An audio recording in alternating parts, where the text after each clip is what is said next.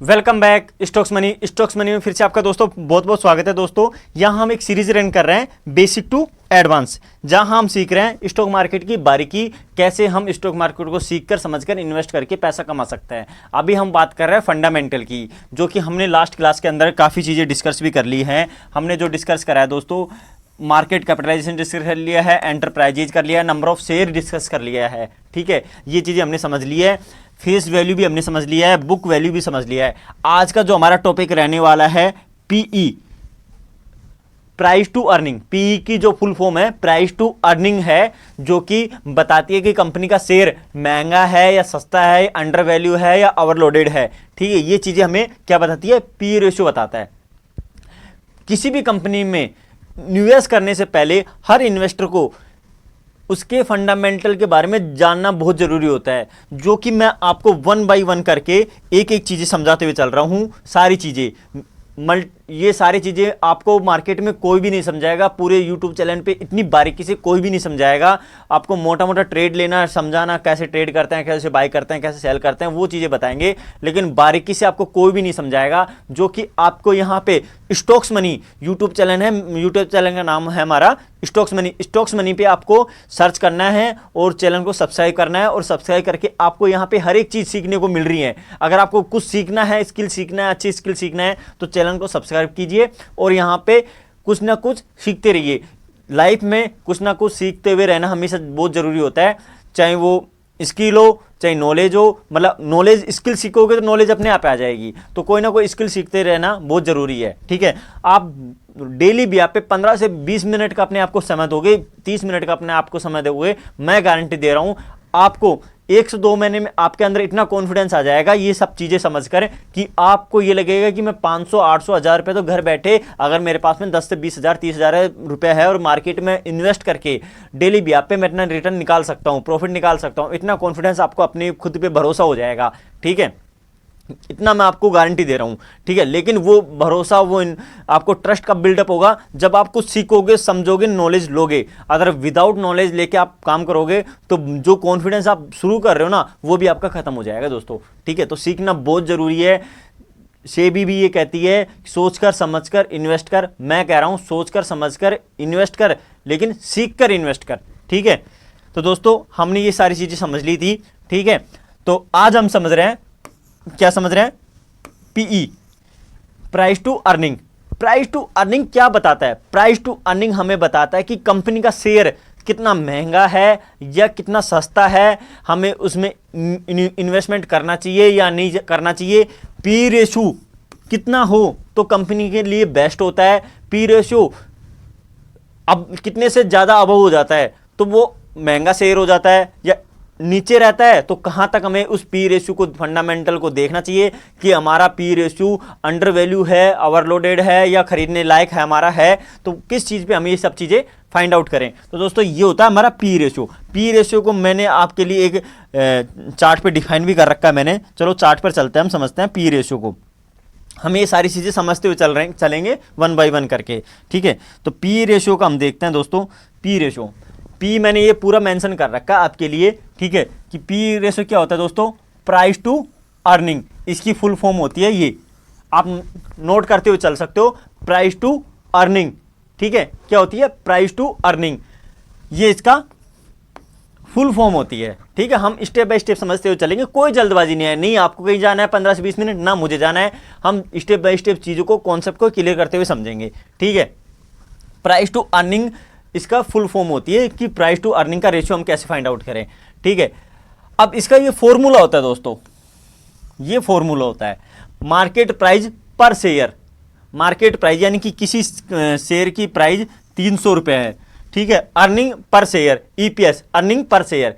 EPS भी हमें पता होना चाहिए। ठीक है, कि इसका ईपीएस क्या है। ईपीएस निकालने का फॉर्मूला क्या है? Net profit number of share. Company का मान लो कि 1000 करोड़ का प्रॉफिट आता है और नंबर ऑफ शेयर उसके कर रहे हैं कितने?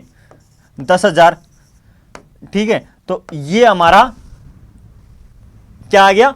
ईपीएस निकालने का फॉर्मूला आ गया। ठीक है, ये हमारा ईपीएस निकालने का फॉर्मूला है। अब ईपीएस क्या होता है? अर्निंग पर शेयर, यानी अर्निंग पर शेयर। कोई भी कंपनी में निवेश करता है तो वो किस भी आप पे करता है कि मैं अगर इस कंपनी के शेयर बाय कर रहा हूँ, 10 रुपये में बाय कर रहा हूँ, 100 रुपये में बाय कर रहा हूँ, 50 रुपये में बाय कर रहा हूँ, तो मुझे क्यों मैं इसको बाय कर रहा हूँ, ठीक है, क्यों इसको बाय कर रहा हूँ, उसके लिए हमें पता होना चाहिए अर्निंग पर शेयर, यानी कि एक शेयर पे आप कितना रुपए कमाने के लिए उसमें रुपए लगा रहे हो। जो होता है ईपीएस, यानी कि किसी कंपनी का 10 रुपये ईपीएस है, 10 यानी कि इसका ईपीएस निकल के आ गया, 10 ही निकल के आ गया, ठीक है, इसका ईपीएस निकल के आया 10 रुपये, यानी कि आप 10 रुपये पे कर रहे हो मार्केट को, कंपनी को 1 रुपये कमाने के लिए, ठीक है, क्या 1 रुपये कमाने के लिए आप क्या पे कर रहे हो, 10 रुपये पे कर रहे हो, ठीक है। जो होता है ईपीएस, अर्निंग पर शेयर, यानी कि एक शेयर पे आप एक शेयर पे कितना रुपए कमाने के लिए आप पैसा लगा रहे हो, यानी कि 10 रुपये लगा रहे हैं आप 1 रुपये अर्निंग करने के लिए, ठीक है। ये होता है ईपीएस। अब ईपीएस ये निकल गया, ईपीएस से हम क्या निकाल सकते हैं, मार्केट प्राइस पर शेयर, ठीक है, यानी कि मार्केट में पर शेयर की वैल्यू क्या है, 300 रुपये मान लेते हैं किसी कंपनी का, अर्निंग पर शेयर क्या है, 30 रुपये मान लेते हैं, ठीक है। तो क्या हो गया भैया, ये आपकी वैल्यू निकल के आ गई, ठीक है, 30 रुपये, ये आपकी वैल्यू निकल के आ गई 30 रुपये, ठीक है। ये आपकी एक शेयर का, आप एक शेयर पे 30 रुपये कमाने के लिए कितने रुपए लगा रहे हो, 300 रुपये लगा रहे हो, ठीक है। ये होता प्राइस टू अर्निंग पर शेयर और पी का प्राइस टू अर्निंग, ये फॉर्मूला होता है। इससे हम डिसाइड करते हैं कि कंपनी का शेयर कितना महंगा है, कितना सस्ता है। तो दोस्तों जो चीज़ें इंपॉर्टेंट हैं हमें क्या पता होना चाहिए, ये तो फॉर्मूला मैंने आपको बता दिया, ठीक है, कि इस फॉर्मूले से हम निकालते हैं, लेकिन फॉर्मूला निकाल भी लिया हमने और हमें पता चल गया तो पीई कितना होना चाहिए किसी कंपनी का। अगर किसी कंपनी के अंदर हम इन्वेस्टमेंट करते हैं तो जो प्राइस टू अर्निंग है वो मानी जाती है बेस्ट, कौन सी, best earning, price to earning क्या मानी जाती है, अगर अंडर 25 हो, अगर कोई किसी भी कंपनी का प्राइस टू अर्निंग अंडर 25 से अबव चल रहा है, मतलब अंडर चल रहा है, 25 से नीचे नीचे चल रहा है, तो वो शेयर सस्ता है और आने वाले टाइम में ग्रोथ करने की पोटेंशियल रखता है। ये इंडिकेटर देता है हमें पीई, प्राइस टू अर्निंग, हमें ये इंडिकेशन देता है कि आने वाले टाइम में ये शेयर आगे जाने वाला है और आगे जाकर मतलब अच्छा खासा रिटर्न देने वाला है। यानी कि किसी भी कंपनी का हमें पी रेशियो अगर अंडर 25 के अंदर अंदर मिल जाता है, 13, 14, 15, 16, 18, 20, 21, 22 या 11, 18, 22, 23, 24, मतलब 25 के अंडर अंडर हमें पी रेशियो मिलता है तो वो हम उसकी हेल्थ अच्छी मानते हैं कि इस कंपनी का प्राइस टू अर्निंग रेशियो बहुत अच्छा है, इसमें हमें निवेश करना चाहिए। यानी कि हमें बहुत ही अंडर वैल्यू, मतलब सस्ता, मतलब ठीक रेंज में के अंदर पी रेशियो मिल रहा है। अंडर वैल्यू क्या होती है, अंडर वैल्यू पी रेशियो मतलब किसी भी कंपनी का अंडर वैल्यू, मतलब 10 रुपये से के अंदर, मतलब 10 रुपये से उसका जो पी रेशियो है 10 से नीचे होता है तो उसे हम अंडर वैल्यू बोलते हैं कि कंपनी अभी परफॉर्मेंस प्राइस के अकॉर्डिंग नहीं कर पा रही है, ठीक है। तो हमें उस कंपनी में इन्वेस्ट करने से थोड़ा सोचना चाहिए, समझना चाहिए, ठीक है। यानी कि ये भी अंडर वैल्यू चल रही है, अभी परफॉर्मेंस ठीक से नहीं कर रही है, शेयर बहुत ही सस्ता होए जा रहा है, इसमें कोई इंटरेस्ट ही नहीं ले रहा खरीदने के लिए, ठीक है। और अगर आवर वैल्यू पी कब हो जाती है, अगर किसी कंपनी का पी रेशियो 45, 40 से 45 से अबव हो जाता है तो हम कंसीडर करते हैं कि ये शेयर कंपनी का ऑलरेडी बहुत महंगा हो चुका है, ठीक है। क्या हो चुका है, ऑलरेडी बहुत महंगा हो चुका है। तो उस महंगे शेयर को हमें देखना चाहिए कि ये आने वाले टाइम में और हो सकता है और भी महंगा हो सकता है, ठीक है। हमें उस चीज़ की सारी चीज़ें कंपनी की देखनी पड़ेंगी कि प्रॉफिट क्या आ रहा है, क्या रेशियो आ रहा है, ठीक है, नेट प्रॉफिट क्या आ रहा है, ईबीटा क्या आ रहा है, ठीक है, बैलेंस शीट में मतलब कंपनी अपना नेट सेल क्या दिखा रही है, सेल कितने की दिखा रही है लेकिन प्रॉफिट नहीं दिखा पा रही, सेल तो वो 1000 करोड़ की कर रही है लेकिन प्रॉफिट वो 10 करोड़ भी नहीं कमा पा रही। तो वो सारी चीज़, और ईपीएस इसका प्राइस टू अर्निंग बढ़ता हुआ चल रहा है, ठीक है। तो वहाँ पे भी हमें इन्वेस्टमेंट करने से बचना चाहिए। तो हमें किसी भी कंपनी के अंदर इन्वेस्टमेंट करने से पहले हमें उसका फंडामेंटल नॉलेज बहुत ज़रूरी होती है दोस्तों। वो चीज़ें मैं आपको 1 बाय 1 करके बताते हुए चल रहा हूँ। क्या बता दिया मैंने आपको? पीई रेशियो, ठीक है, price to earning. Price to earning में सिंपल सा हमें, अगर आपको फॉर्मूला भी डिफाइन नहीं करना है, ठीक है, आपको फॉर्मूला भी, अगर आपके पास में इतना समय नहीं है कि आप किस कंपनी का नेट प्रॉफिट जाके देखो, नेट प्रॉफिट देखो, ठीक है, जैसे कि मैंने आपको स्लाइड में समझाया था, देखो मैं आपको समझाता हूँ। ये इसमें जैसे कि आपके पास इतना टाइम नहीं है कि आप उसका प्रॉफिट देखो, पहले तो उसका ईपीएस निकालो, ठीक है, कि भैया ईपीएस क्या है, नेट प्रॉफिट क्या आ रहा है उसका, फिर उसके नंबर ऑफ शेयर हम डिफाइन करेंगे कि नंबर ऑफ शेयर क्या है उसके, ठीक है। 1 मिनट दोस्तों, 1 मिनट, ठीक है। तो नेट प्रॉफिट हम डिफाइन करेंगे, ठीक है, नंबर ऑफ शेयर, पहले तो हमें नेट प्रॉफिट पता करेंगे कि कंपनी का नेट प्रॉफिट क्या आ रहा है, फिर हम नंबर ऑफ शेयर देखेंगे कि नंबर ऑफ शेयर कितने ट्रेड कर रहे हैं, उसके बाद हमारा ईपीएस निकलेगा। ईपीएस निकालने के बाद हम मार्केट की शेयर की प्राइस देखेंगे। प्राइस देखने के बाद में हम क्या करेंगे? ईपीएस का पता कर लिया हमने, ईपीएस तो हमने पता कर लिया कि भैया ईपीएस क्या आ रहा है, 30 रुपये आ रहा है, 10 रुपये आ रहा है, और शेयर की प्राइस क्या है, 100 है, 200 है, 300 है, जो भी है। तो देन हम पता करें। अगर आपके पास इतना समय नहीं है किसी भी कंपनी की रिसर्च करने के लिए, तो आपको सिंपल सा मैंने आपको एक साइड बता रखी है, उस पर आप जाइए, पी रेशियो देखिए, ठीक है, और पी रेशियो अगर अंडर 25 के अंदर मिलता है तो वो कंपनी आपके इन्वेस्टमेंट के लिए ठीक है, बेस्ट है। अपने फाइनेंशियल एडवाइजर है आपका जो, उनसे और डिस्कस कर लीजिए कि भैया कंपनी का पी रेशियो तो 25 चल रहा है, ठीक है, मार्क प्रॉफिट ये है, उसका बुक वैल्यू ये चल रही है, तो क्या मुझे इसमें इन्वेस्टमेंट करना चाहिए? अगर आपका फाइनेंशियल एडवाइजर भी आपको सजेशन दे देता है कि हाँ ठीक है बढ़िया है, तो आप इन्वेस्टमेंट कर सकते हो। अगर तो आप कर सकते हो। अगर आपको खुद को नॉलेज है तो खुद भी देख के ये चीज़ें कर सकते हो। तो पी रेशियो अंडर 25 से है तो वो बेस्ट कंपनी है। अगर वो पी रेशियो 10 है तो सस्ती कंपनी है, ठीक है। अगर वो पी रेशियो 40 से 45 के बीच में है, ठीक है, तो वो शेयर महंगा है, ठीक है। ये डिफाइन करता है कि शेयर ठीक रेंज में चल रहा है या ज़्यादा सस्ता तो नहीं है या ज़्यादा महंगा तो नहीं है। ये चीज़ें डिफाइन करती है पी रेशियो। तो पी रेशियो, हमें समय नहीं है आपके पास में, तो सिंपल सा आप फिनोलॉजी पे आना, फिनोलॉजी पे आप सर्च करना किसी भी कंपनी के बारे में, और उस पे देखना कि रिलायंस का, मैंने ये देख रखा है रिलायंस का, ठीक है, रिलायंस का पी रेशियो क्या है इस टाइम भैया 42 चल रहा है, यानी प्राइस के अकॉर्डिंग महंगा शेयर चल रहा है अभी, ठीक है।